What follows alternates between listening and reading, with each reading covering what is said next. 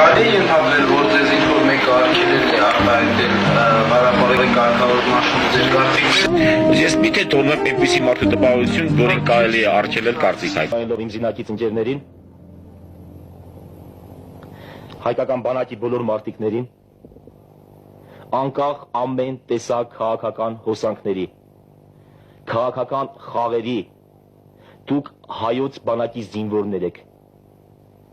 Դուք պարտավոր եք պաշտպանելու հայ ժողովրդին, հայ ժողովրդի սահմանները, հայ ժողովրդի անձեռն մխելիությունը։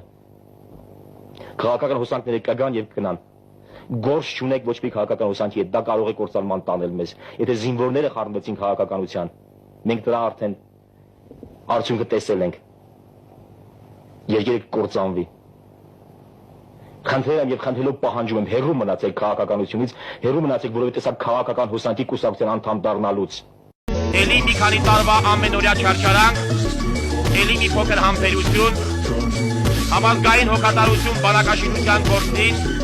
իդեմս նաև համայն հայության իսկ յուրս աշխարհի եւ համոզված եղեք 21-րդ դար կմտնենք հզոր, շատ հզոր բանակով։ Անկախությունը բացարձակ արժեք է, անկախության մասին ինչպես կարելի է հարց տալ։